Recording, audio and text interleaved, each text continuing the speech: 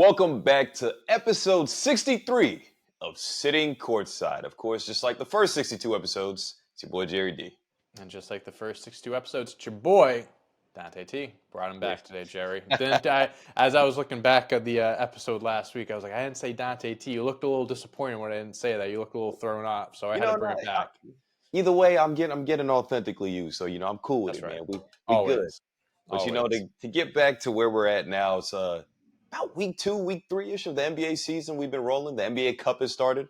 If you guys actually care about that kind of thing. So, hey. Yeah, I didn't realize it until I watched the Celtics last night, and the entire court was green. So I was like, what the fuck is going on? I don't know how I feel about the new courts, but hey, I mean, it's not the worst thing in the world. I think it gives designers a chance, whoever's making these courts, a chance to express their artistic, Sure. uses. It definitely stands out. It's definitely creative. It's definitely different, for sure. Yeah. I'll say that. Yeah. We'll but anyway. We'll talk about it, NBA Cup courts another day. Yeah. Right now, we're going to talk about probably the hottest and most surprising topic in the league, which is the Cavs starting out 12-0, which, by the way, 12-0. I have a little stat for you every now and then with what we got going on. But Jerry stats, let's go. The J stats, baby.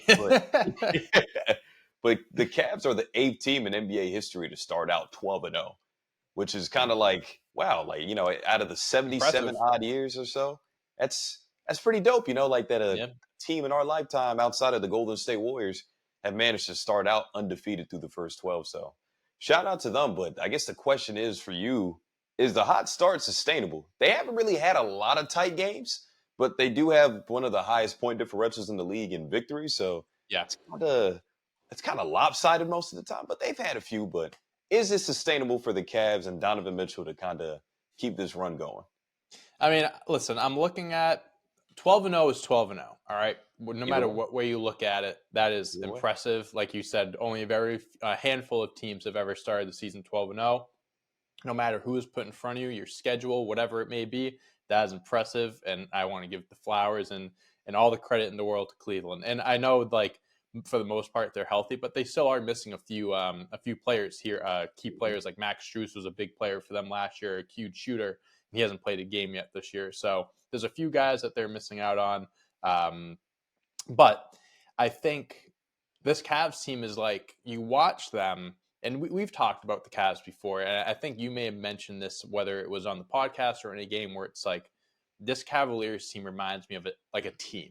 This is a genuine, like a 2000s type of basketball team where it's you know what I'm talking about. Yep. It's like they have their star in Donovan Mitchell. That's clear. He's their number one. But then you're followed up by, and some of these guys are guys that needed to take this step in order for this season, for this team to click. And those are guys like Darius Garland and Evan Mobley.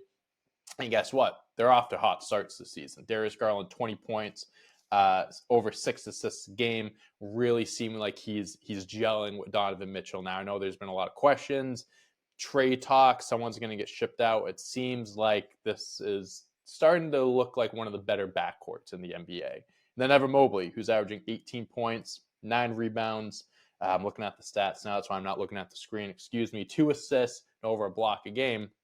Check out the three-point percentage. He's actually hitting the three-point ball at an efficient clip, which is what was needed to play alongside a center, it's absolutely. It's amazing. Listen, he's averaging 2 blocks, a steal a game, almost 3 assists as well. So he has a good all-around game. Everything is clicking for the Cavaliers. Looking at their schedule, again, you play who's in front of you, but some of the teams that they played, are probably towards the bottom of, the rankings for the Eastern Conference West, whatever. But they're coming out on top of these wins. There's been some games against Brooklyn where they were down by 15, came back to win. So they have, gritty wins. They've beaten tough teams too, like the Warriors, my Celtics, and say what you want about Milwaukee, but they won back-to-back games against them. So they're off to an impressive start. You asked me if it's sustainable, and I think it's always kind of to me, it can be like a glass half full thing when a team starts off so good. It's are they letting all their fire out now? Are they getting it all out of their systems now, and then eventually it dies down? And then it doesn't, they don't ride that momentum the rest of the season. I think the way that this team is looking, and again, they're missing some people that's going to be coming back. I think this is a team that can compete for a top seed in the Eastern Conference throughout the entire season. I know we're like 12 games in, it's still fairly early, but I think we got a big enough sample size where like this team has shown that they are going to stick around. When it comes to the playoffs, we can debate that, we can get there, but for the regular season, I think that they're going to be a top team in the Eastern Conference. I think it is sustainable. I think it will die down naturally. They will lose, but at some point, I think they will hang around, especially looking at the rest of the East as well. I think that they will hang around towards the top of the Eastern Conference. Yeah, I agree with you. I think for the most part, the way their schedule shook out, there isn't a lot of great teams that they've played. But again, you mentioned it. They play who's in front of them, and just looking at the schedule too, there's only been, it looks like about 4 games that have been within single digits of their victories, with 2 close ones against the Bucks. So even in those tight ones, including the comeback win against the Nets, they're happening to still grind games out and gut them out. But I think what's important for people to remember about this roster and all the question marks that they had around the fit with Darius Garland and Donovan Mitchell is that, hey, Darius Garland didn't play a whole lot last season. He got poked in the eye, missed a few weeks. Yep. Then he had his jaw wired shut at some point. He was in and out of the rotation and stuff. Yeah. It's important to remember, though, before Donovan Mitchell got there, wasn't Darius Garland an all-star? Yeah, absolutely.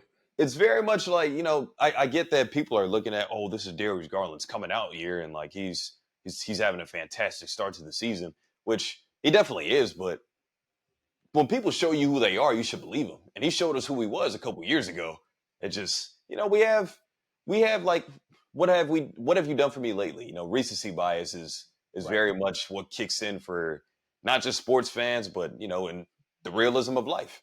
We're talking about trends and all that all the time instead of like what a person actually has been for really what he was a few years back. And you can see the trajectory actually going in a positive direction. So Darius Garland hitting this stride, I'm just glad that it's happening so we could kind of shut up about them not being compatible. My main question marks were all over Mobley and Allen. Yeah, absolutely. I didn't even mention Jared Allen, who's been solid for them as well. But yeah, those are the biggest question marks. You go not as far as they take you, but like they need to be close behind for them to help you out. So exactly. And I want to correct myself really quick, Jerry, because on my rant I mentioned that I got teams confused. Whatever I said, the Cavaliers had beaten the Celtics. They haven't played yet this season. I think I got the Warriors mixed up, beating the Celtics. Whatever, they play next Tuesday.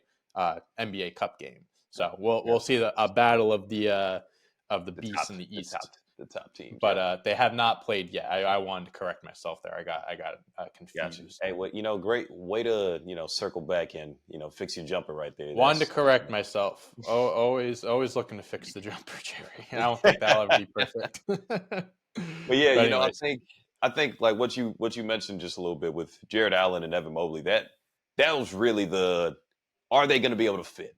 Can these guys actually play together? Because somebody has to be able to space the floor. And with all due respect, I knew damn sure one going to be Jared Allen. So I'm glad Evan Mobley got in the lab over the summer, stretch the floor a little bit now, a lot better so the rest of this team could operate.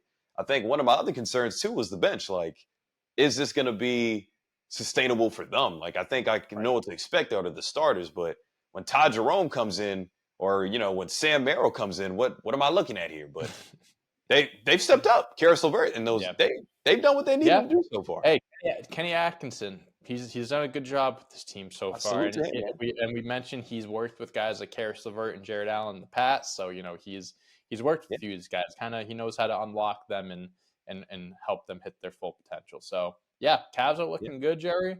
Again, they haven't played the Celtics yet, so we'll see how good they look against the defending champs. But so far, so good. All right, let's segue into our next topic, Jerry. Let's talk about a homecoming. Klay Thompson made his return to Golden State last night. First game back in the Bay. Dallas Mavericks, Golden State Warriors. Dallas loses by 3, 120-117, kind of spoiling Klay's return home. In his first game back, Klay Thompson had 22 points, 6 from 12 from 3. Still a splash brother, whether he's in Golden State or in Dallas. He's still hitting hitting them. And on the other side, Steph Curry, 37, went on a crazy Curry flurry, as they call it, towards the end of the game. Hey, I didn't watch. He, he had like the last 10 points, 12 points or something like that. He was screaming and into he the didn't miss camera a shot. after. Then missed a shot. The last three where he was fading and then came up pounding his chest. I think some people were saying that he was like, you want to leave here or something like that. Like he was screaming something at Clay or whatever. I don't know exactly what he was saying, but he was hyped up. Golden State, huge win for them. They're 9-2 on the year, so they're still off to a hot start. Dallas 5-6, still figuring things out, but kind of watching the game last night. First of all, I wanted to talk about, we can touch on the tribute. I don't know if you kind of checked out the tribute video that they had for him. They were going to do this whole like Steph was going to come out and like say a few things, and I guess the night before they talked about it and we're like, no, let's just play the video and that's that. I feel like at that point it's kind of excessive if you're kind of doing this whole like ceremony, I guess. We're like, the video, it's like you want to do a nice tribute, and I think the video did just that. Huge standing ovation. They gave, I think, I didn't know they gave out like these the captain hats or whatever. I thought that was there was a shot of Clay like on the court, obviously, like, but the crowd's behind him, and it's like they're all wearing the hats. It's a six shot. I'll probably put it in the notes so we can have it on the screen here. But yeah, just kind of looking at that, and kind of wanted to get your thoughts on how the Warriors look without Clay so far this season, as well as, potentially if, who do you think is going to win if either of them win a ring again? Who is it going to be? Do you think Clay finishes with more rings than Steph? Does Steph finish with more rings than Clay? Or kind of getting your thoughts there on each player's situations on their current teams. Yeah, I mean, to start with the Warriors itself, I mean, they look good. It's definitely a shocker to us. I think we mentioned this last week too, where I didn't think they'd be a playing team. No, I was very much fixated on them taking a step back. So far, like we've trashed Steve Kerr in the past. I apologize to him to some degree last week. To some degree, yeah, not the whole thing. I think he's still got some holes in. We're not letting him off the hook. We're not letting him off the hook that easy. But he's with what he's done with losing Klay Thompson, one of the game's best shooters in NBA history, to replace him with arguably another all-time potential great shooter in Buddy Hield. And DeAnthony Melton has also been a all-time great shooter, Buddy Hield. I like the sound. Potentially. Hey, man. I mean, look at the percentages. Look at the threes made. I think in general, the Warriors just did a good job of addition by subtraction. They did lose the bigger name, but they added a bunch of little ones to kind of make up for production. And in all due respect to Clay, as long as you have Steph and Draymond, those are the two more important players out of that Warriors dynasty that they kind of built up in the 2010s. I love Clay. I love him. But unfortunately, if I had to choose a guy to go, it probably would have been him. Yeah, so losing someone like Draymond, like you lose a lot more with the team, like your system and like the defensive side of things than you would if you lost Clay. Like you lose one of the best shooters, like you said. But in the NBA nowadays, like although Clay is one of the best of all time, there's a lot of really good shooters in the NBA. That's what the NBA has become. It's become a shooting game. So it's not as hard to replace a really good shooter on your team compared to a multiple defensive player of the year. Yeah. So. And their engine, that's their playmaker. That's the guy that kind of gets things to go. So, right. I'm sorry, Clay, but it's the truth. But to answer the other side of your question, I do believe that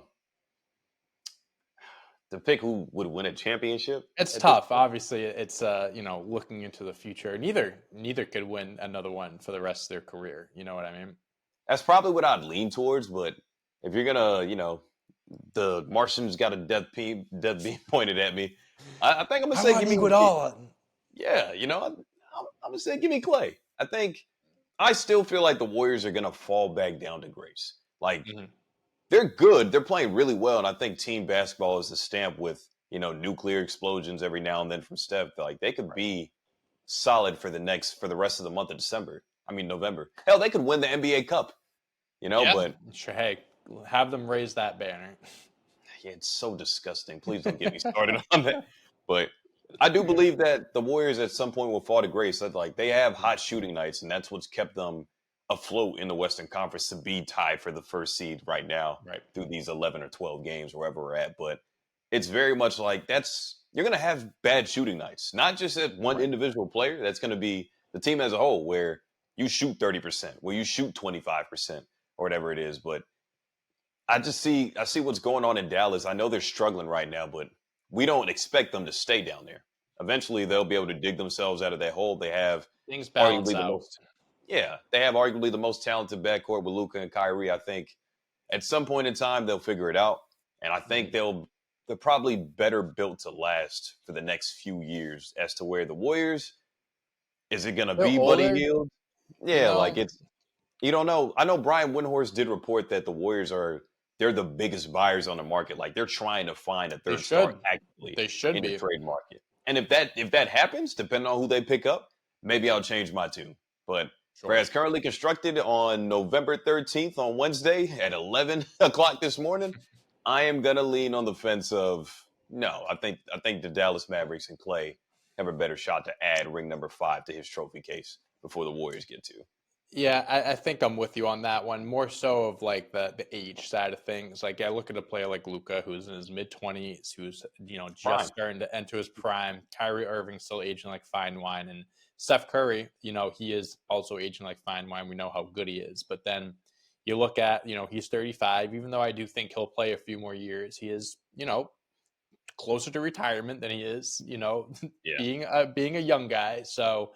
And then Draymond, of course, and we've kind of like, for years, he's been in trade rumors of like, when are they going to get rid of him? He's falling off. Like, is he, he's not the player he used to be. So, and they made these additions, multiple additions. They lost Klay Thompson, the bigger name, like you mentioned, but made multiple additions. But it's like, I don't know how sustainable that can be.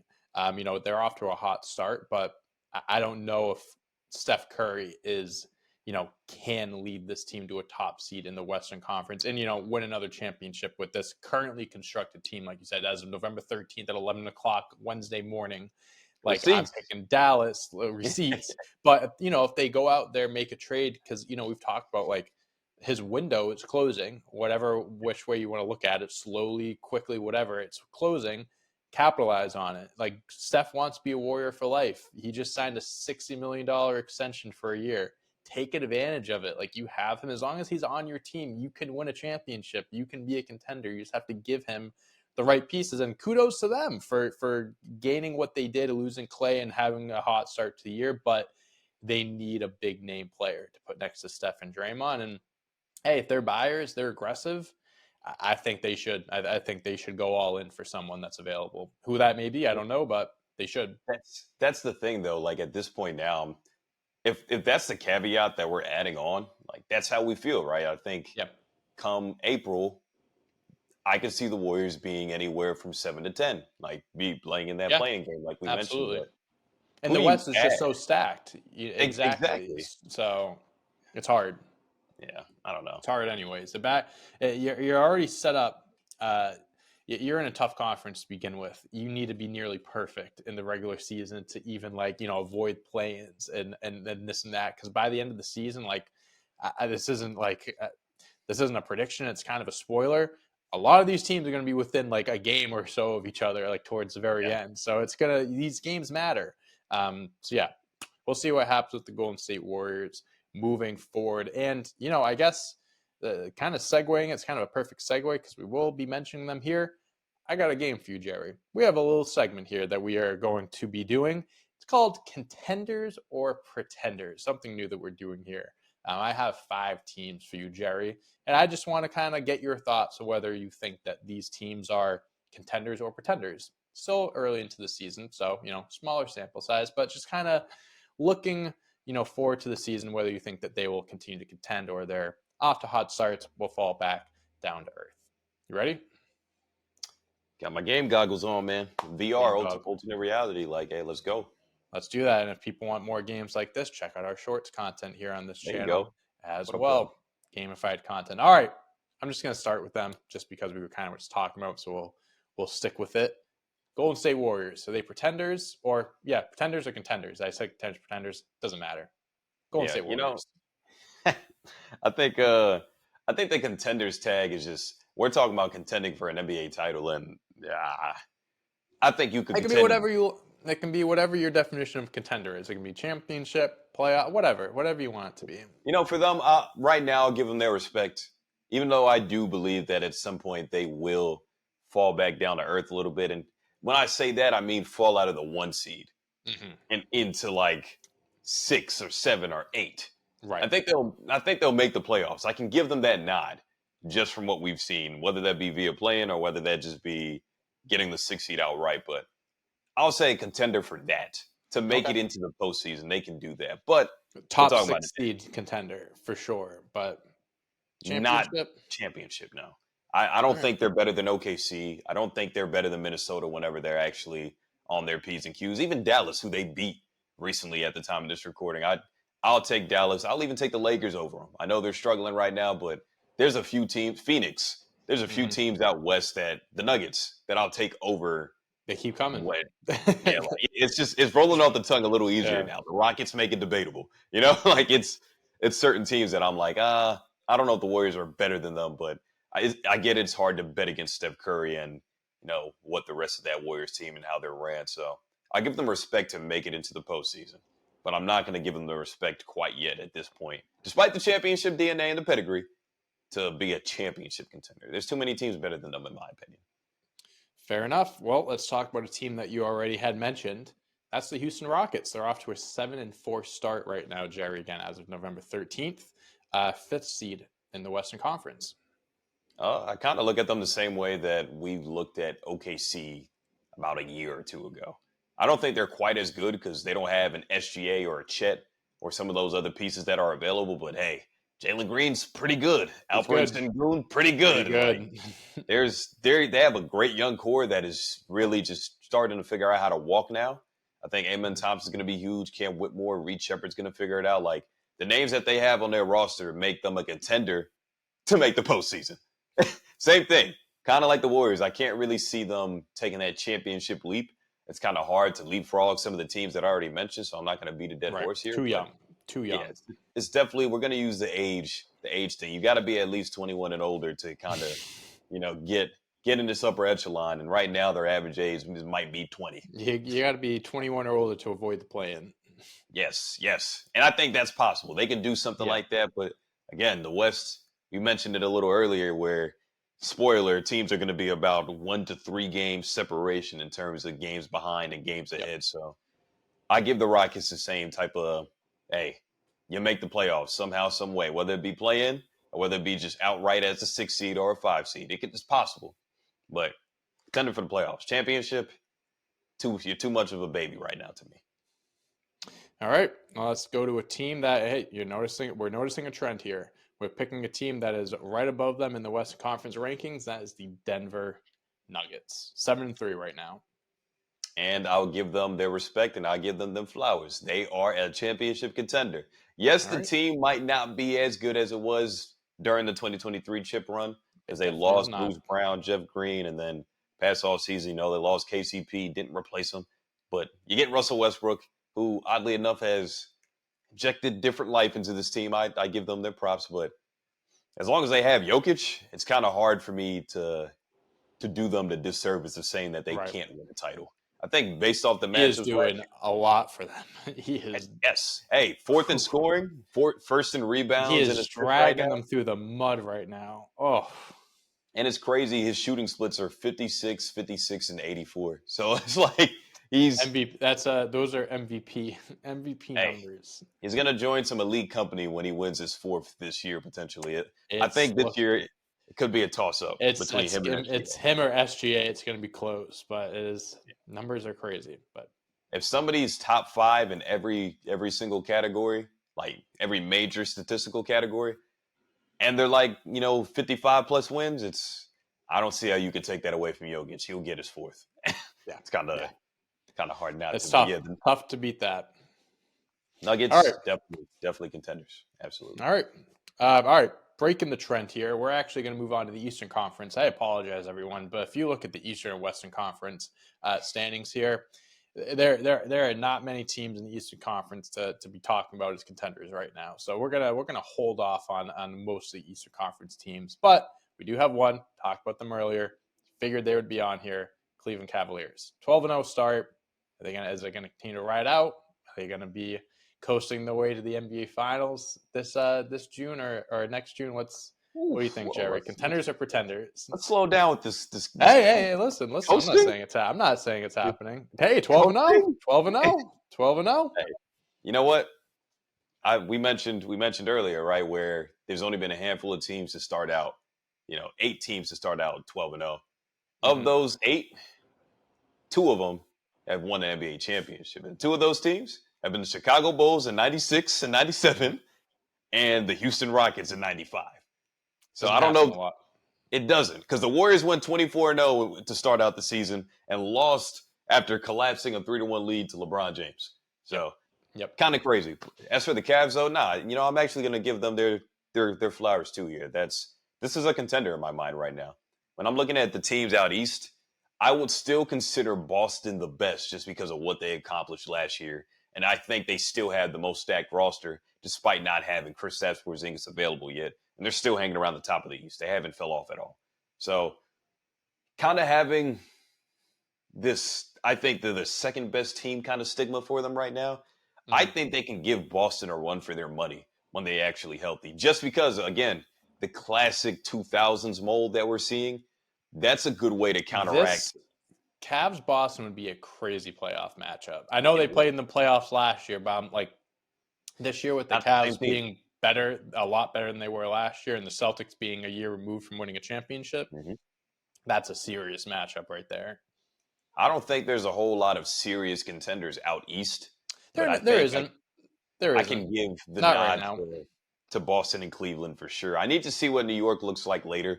Not going to crown them yet. I don't know what the hell Milwaukee's doing, and Philly looks like they're stuck in an infirmary somewhere. So listen, Jerry, you go from Cleveland to Boston, the next best team. I mean, no other team is above 500 past those 2 teams. God, it's not great. But it's for the benefit of it. I felt like I had to throw another East team, and by no means am I put this team on here saying contender or pretender as a contender for a championship. This is contending as in for a playoff spot, and I am simply putting them here because they are off to a decent start compared to what we thought where they would be at this point. The Brooklyn Nets, Jerry. Do you think the Nets are going to slip into the playoffs this year and contend for a playoff spot? Or at some point, are they going to be like, or is the organization be like, hey guys, right now you're playing team deathmatch. We're supposed to be playing capture the flag. So we're going to change game modes here and we're going to, get going. So do you think that at some point that they will be capturing the flag, or are they going to actually compete and do something, I guess? For those who don't know what Dante is referencing, Cooper Flag, is the 25-10. 25-10 against a ranked opponent last night. He's off to a good start in his college career, man. Hey, man.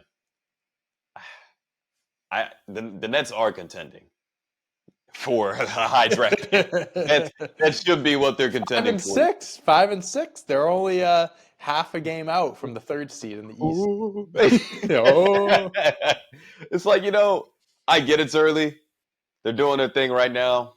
Cam Thomas has been unleashed. Yeah. We don't have a lot of offensive help, like Ben Simmons doing Ben Simmons things, Cam Johnson, hey, Dennis shout out Schroeder, to Jordy Fernandez. 20 points a game. Dennis Schroeder, 20 points a game. Come on. Hey, they almost beat the Nets. Almost beat the Celtics, too, back-to-back games.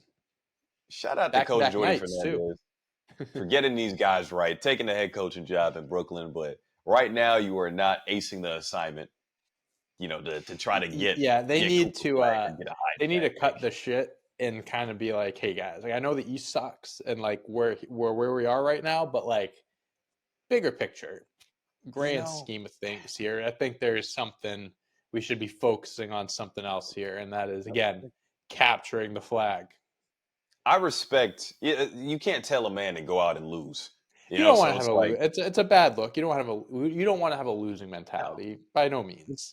This is definitely why they're 5-6 and they're winning basketball games, which is awesome for them. It's great. Winning is always better than losing. And if you're a player on the roster, Cam Thomas and all the rest of the guys, you should go out there with ambitions to win. But this isn't sustainable, man. Oh, you know how good Cooper Flag would be in Brooklyn? Like even like all the Cooper Flag, How good like Cam Thomas is. How about Cooper Flag? hey man, I'm not saying much. But I'm just saying that this team, even with or without Cooper Flag, is going to be pretty bad, I think, later on in the season. Again, shout out to Jordy Fernandez for making this a conversation right now. It just took over the Nets head coaching job. So, again, I'm all about giving flowers today.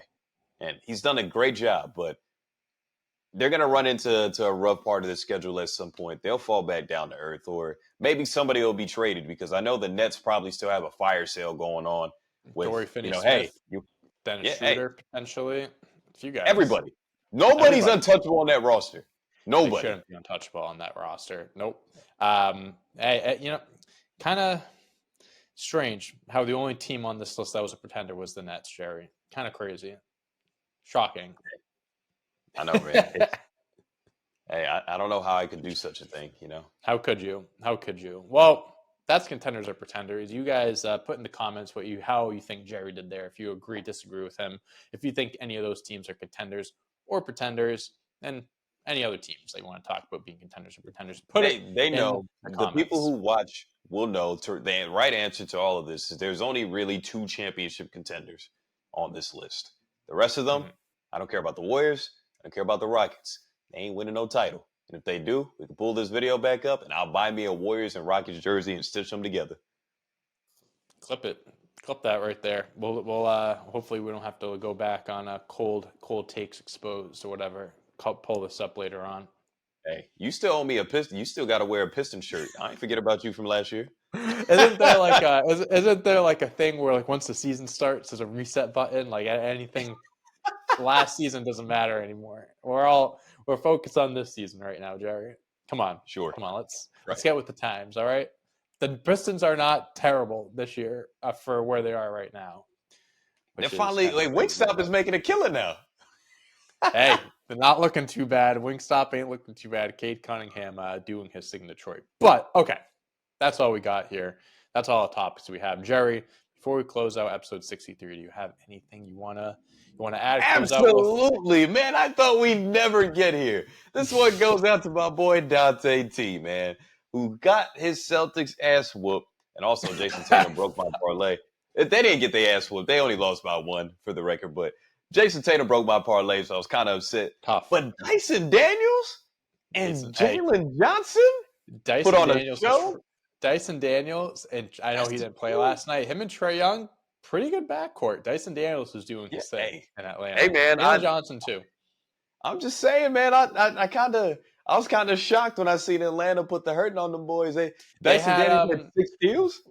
It was he's averaging 6.3 steals in his last 4 games. Ridiculous. It was like the 4th biggest spread, largest spread in victory. Like it was a 17.5 point or 16.5, something like that. Something like that. Plus 900 was the money line, and they ended up winning. Hey, listen, you're not going to win them all, Jerry. Right? Am I right? You're not going to win them all. All right. Sometimes you lose on a Monday night or Tuesday night in Boston on the green court in the NBA Cup. So it'd be like that. Jerry, I don't care about the NBA Cup midseason banners being raised. You know why I care about being raised? It is annoying that we lost to Atlanta by 1. It is annoying. It is annoying. We shouldn't have lost to Atlanta. You just said shouldn't have lost. You just told me that we hit the reset button. I don't need to hear any NBA Cup things or hanging banners. Okay? No. But I'm not taking shots to anyone. I'm just saying I'm not here to raise midseason banners. I'm here to raise NBA championship banners. It's annoying that we lost to Atlanta by 1, but bigger picture here, we lost a cup game. Fuck it. I don't care. As long as we get back on track. Bigger picture, the real reason why I brought this up is that they look good without Trae Young. So let's all just keep an eye on. Hey, Atlanta's listen. Looking at the rest of the East right now, it's pretty clear. Atlanta is talented enough to make a playoff spot. They have a playoff spot open for them. It is their name is etched in stone, ready for them. Like they have to do a million different things wrong to miss the playoffs in the Eastern Conference. They have enough talent for sure. But yeah, hey, good one for Atlanta. They hopefully. And good luck in the cup. Another little tidbit here. Just Eric Spoelstra, make sure you keep track of your timeouts, man. We went full Chris Webber there, so That's kind of bad, but try that's to all I check in got. Kevin Love. Try to check in Kevin Love to inbound, and it wasn't even their ball either. Tough. Hey, it happens to the best of us. Happens to the best of us. But all right. All right. I think that is it for today. Thank you guys so much for watching. Please make sure to like, subscribe if you are here on YouTube. Check out our gamified content. Like I mentioned earlier, our shorts tab. Watch all that stuff there. If you're an audio only listener, please make sure to give a like, review, 5-star rating, 5-star review, all that good stuff. You know we appreciate it. Be sure to follow us on Twitter, Instagram, TikTok, all that good stuff. And actually, one thing I'm going to close out with really quick before we head out is I want to give my thoughts to Greg Popovich, who right now is dealing with some sort of, there's not too many details, health issues right now, but he has stepped away. He is not currently coaching the Spurs. Just want to give, our thoughts, prayers to him, his family. Hopefully, whatever he's going through, he gets through. We miss you, Pop. We love you. The game is better with you in it. It's not the same without you. So get better soon. Hopefully we see him back on the sidelines, and we'll see you guys very, very soon. Peace. Shabba.